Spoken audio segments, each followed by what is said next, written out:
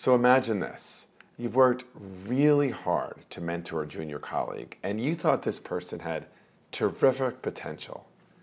But bad news. Now you have to sit down and you have to tell them that regrettably, they're underperforming at work and they're not eligible for a raise or promotion. How? How do I do that? Or consider this context. You love working with your manager, but unfortunately, you have an offer from a competitor that is just too good to pass up. Now you have to sit down and tell them you're leaving. Or how about this one? You've been dating this wonderful woman for 6 months. She is such a gem in a million ways. You desperately want to keep her in your life, but unfortunately, she's just not the match for you. What all of these situations have in common is the need to deliver some bad news while also hoping to maintain or keep the relationship as much as possible. Truth of the matter is, delivering bad news in a conversation is always hard, but it's particularly challenging when part of what you care about is the person you're giving that news to. But fear not, because today I'm going to offer you 4 key tips on how better to deliver bad news in a difficult conversation, and to do so in a way that maximizes the chances you can preserve the relationship and in a way that is direct and kind.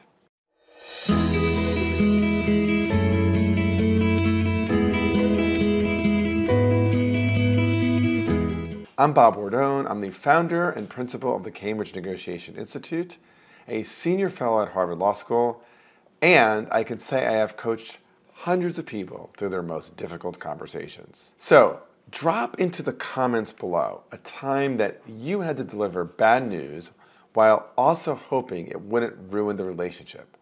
And if you can, share how you handled it, and I'll try to respond to comments. Okay, so tip number 1 for sharing bad news is really good preparation.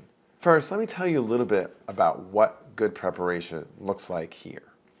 It involves a consideration of both your own and the other person's interests. And when I say interests here, I want to speak about 2 different levels.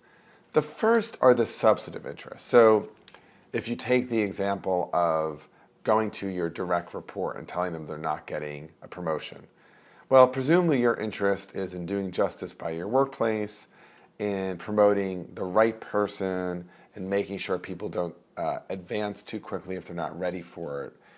But then you have these relational interests, right? You care about this person. They're someone you're proud of. You want them to think well of you. Thinking about both sets of your interests is really important, but also considering what their interests may be. Part of the reason for doing this at both a substantive and relational level matters is I think what we often find is that even if substantive interests might differ, many of the relational ones will still hold. In addition, as you're preparing, write down for yourself what are the emotions that this conversation brings up for you, and what might it bring up for them. Lastly, as part of preparation, consider what are the identity issues that this conversation might raise in them.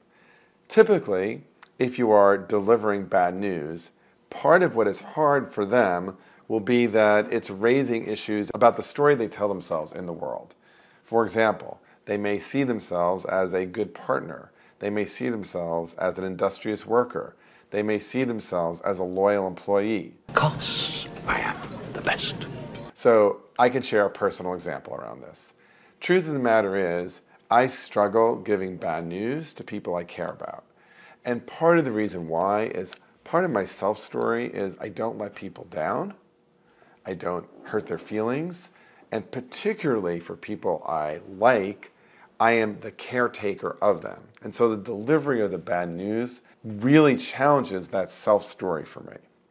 But preparing around that allows me to get past it and also know that what we're doing next in terms of the delivery is still really important. And so that leads to the second key piece of advice, what I call embracing the both and the and, meaning that one can feel both a tremendous sense of sadness, fear, regret, worry, and also a sense of certainty that they need to deliver this bad news, that the bad news is worth delivering or needs to be delivered. And I think you don't have to resolve them. You don't have to say one is right and one is wrong. Usually they are both right, they are both genuine, and in fact, they can both be in the conversation. So there's quite a famous story that some of you may know involving the writing of the now iconic song, I Will Always Love You. And so Dolly Parton wrote this song in 1973. She wrote it for her singing partner at the time, a person by the name of Porter Wagoner. So Dolly got her start by being discovered by Wagner. And in fact, for some years, she was his kind of backup girl singer for his TV show. And at some point, she and he were fighting a lot. She really wanted her own career. She didn't want to be a backup singer, but he didn't want to let her go. Ultimately, Dolly decided that her own interests were such that she had to leave Porter. And so she ends up writing this song called I Will Always Love You as a parting song to him. Ouch. And what was really fantastic about this is that even though their business partnership ended and their singing partnership ended, she actually maintained a relationship with him. In fact, in his final years, she actually helped him through some of his financial difficulties. So this ability to have both and was incredibly powerful for her.